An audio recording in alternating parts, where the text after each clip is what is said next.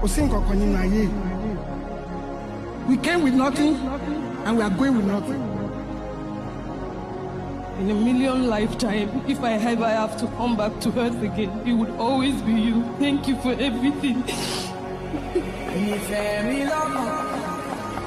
need to call my sister. I need to call them. My family. Nobody called.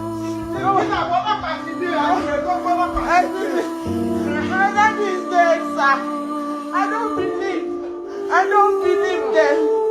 I can't say that 5 minutes ago. I want to go home. Please let me go home.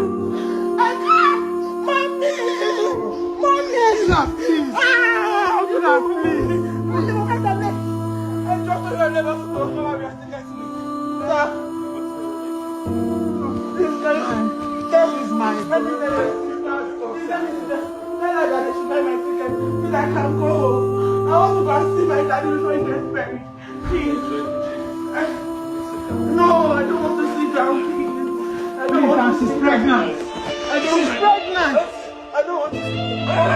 I don't want to.